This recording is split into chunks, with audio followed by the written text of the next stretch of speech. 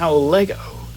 We know Lego has made many Lego trains over the years, but I've been wondering, what would one of their Lego trains look like being transformed into today's modern technology?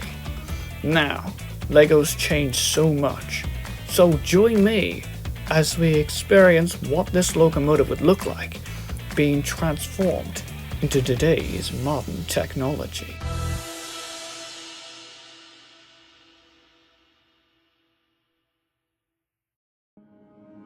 So, here it is. Here is my version of what this train would look like being transformed into modern parts. And I must say, this turned out better than I thought. So let's have a look at this locomotive, shall we? So instead of the square kind of sloped boiler, we actually now have a fully round boiler. I tried to keep the size all correct, and this train is actually still motorized. As you can see, the battery box in there, unfortunately it was a bit too tall, so it just sticks out a little bit. Put coal on top trying to hide it. But yeah, it is powered. The tender is the power system. I wanted to still keep the power functions. So yeah, it's still powered just like the original, except the power came from these two wheels, I believe is what my dad said. So yeah, I changed the magnet coupling too. Instead of the old original one, it's now the new one, which I quite like the buffers that it came with too. Usually the buffers are kind of annoying, but it's just something about those nice round big circle buffers that just really fit this type of locomotive. I wanted to keep the same white and red strips on the funnel there. I did try and make it thinner, but I think the thick funnel just completes the look. Added some extra parts here to just complete the light on the front. We have the smoke deflectors here, which I wanted to keep the angle as well. The sideways building technique this time. And instead of just double one of these, I changed that to gold to add an extra bit more color. And the yellow strip has now been represented with a yellow railing bar along the side of the boiler, which I think also looks quite nice as well, considering that I wasn't able to get yellow implanted in the middle of the boiler because it's a full round piece. Along with some extra bits of detail added here and there. You can see that there. And we go over to the other side. You can also see some more extra detailing. That's the bar that runs from the cab, which also, spoiler alert, the cab now has an interior. Since the wire doesn't actually go from the tender into the cab is now free to have interior. So yeah, I wanted to try and keep this model as close as possible to the original while still adding some extra parts here and there to make sure it looks like a fresh, brand new locomotive. Now, I'm not sure if I can call this a mock, even though I did change quite a bit. It is still majority based off the original here, as you can see. You can see the similarities between the cab, added some windows there. Instead, I just left that whole bit the same length, same wheel configuration. The cab has now been made into a nice smooth round curve instead of the blocky studded one. The tender's been fully brick built, fully changed. That's a bit of a coal bunker instead of just being a massive block, which is where the batteries would be. And just a little bit of detail on the back of the tender as well. You can see the motorized compartment. So let's have a look at the cab interior.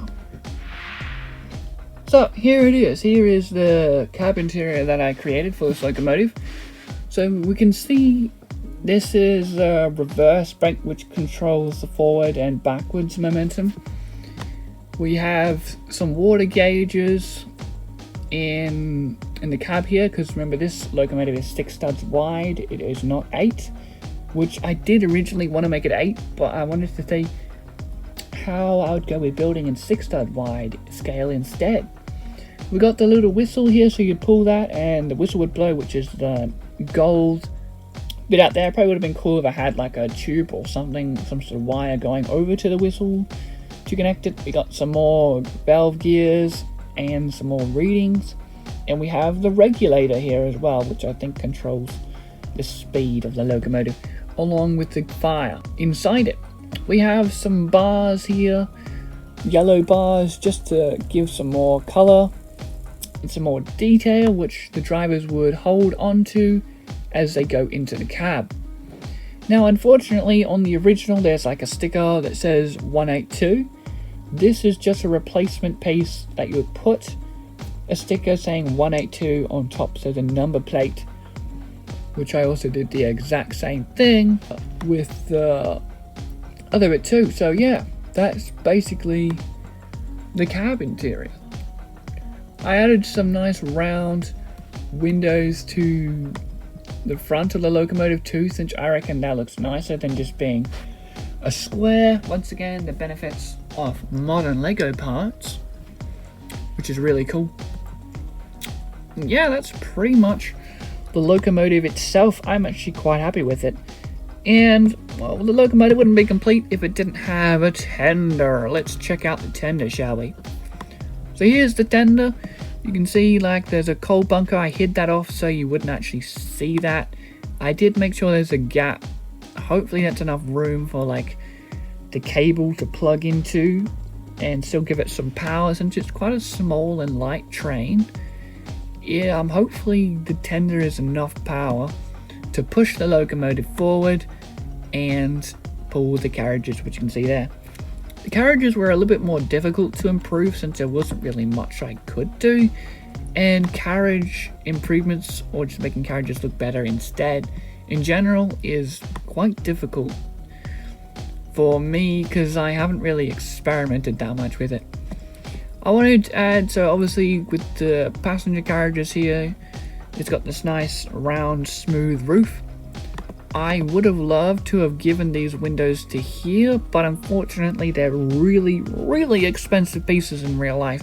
I think they're about $6, almost $7 each per piece as far as I can tell. Which we can see the price right down there, almost basically $7 per piece, and there is multiple of them. So yeah, just ain't gonna happen. There'll be some stickers here on the original. This is a dining car, and it would say 182 again on both the red and the blue passenger carriages. As you can see, there's 4 windows here, and on the blue one there's 5, so it's a 1 spaced gap difference in between instead of 2. I added tiles here to make the roof come off a little bit more easier, but the windows are still attaching the roof along with this front end here. On the original we had like a little angled curve, well, it's kind of the same angle pieces that was used on the steam locomotive's boiler, and with the new one I just added some round depth to it with some front windows instead of just being a plain wall, which I think looks quite nice. Both the passenger carriages have some extra detail underneath here, which I would have loved to have had some detail implanted on the front wheels, but unfortunately didn't really have time. And we can see there's a little bit more of a different detail on the other side as well, just gives them a little bit more depth. Now let's have a look at the interior of the dining car. So here it is. Here is the interior of the dining car, as you can see here. We got some tan seats, which I tried to get them all like centered, which I'm pretty sure they are centered in the same distance between the two. Each one of these window bits in real life, just imagine them being doors that they open, so each one of these will be doors so you can get into the carriage. And if it was 8 studs wide, there'd be a little walkway that would go from one end to the other end, so that way you can access each other. So this is where you would have your food, you would have your 2 minifigures, although honestly I think only 1 minifigure would fit per seating area because of their arms would actually hit the walls, I think. And yeah, can blame minifigures for that. So really, you'd be fitting realistically 4 minifigures in this carriage rather than originally 8, which you can see there. I think the dining car looks quite nice. On the original, there was no interiors on both of these as far as I could tell. So that's the dining car. Let's have a look at the passenger car. So here is the passenger car. It's because of the length of it, it's a little bit more difficult.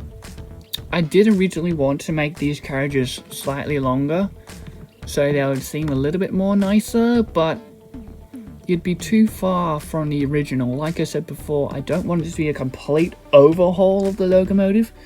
I want it to have its, yes, some differences here and there, but mostly to be the same set or the same look and feel as the original, just more smooth and round and some extra details here and there, with obviously some cab interiors in the locomotive as well, and the cab interiors in the carriages. So yes, if you want to, you can definitely make these carriages longer. It is totally up to you. But here's the seating arrangement. Once again, there would only be realistically 4 minifigures I'll be able to fit in here instead of 2, 4, 6, 8. As you can see there. And we get a little bit more of a better view of the window that I added to the back. Once again, just imagine there'd be a little walkway that goes from one end to the other end of the carriage, although you can probably just have these being the opening doors, which they are originally going to be. So yeah, basically that is my take on what this locomotive would look like being reimagined in today's modern Lego parts. And I'm actually quite happy with the way this looks. It turned out pretty nicely. You can see the little battery slots where that would be, and then we have the new and improved version. Although I'm not going to lie, batteries are kind of annoying, so if we could have that be electric, you'd need an electric track to run that, unfortunately, but you could totally do that. And once again, 182 would be plastered on all the areas that it would be, and obviously you'd add some stickers here and there, since I know there were stickers on those carriages. So yeah, that is basically what this train would look like being imported to modern parts. So what do you guys think? Do you like it or hate the new change they did to this locomotive, or do you think it looks pretty good? Let me know down below in the comments on what you think of my recreation of this old Lego steam train set. Not sure exactly when it came out. Maybe the number is a hint of when it came out, I'm not sure. But yeah, it's a pretty good Lego steam train set. And unfortunately it'd be like really expensive now if you were to try and get it. Thankfully my dad still had this set left over from when he was a kid.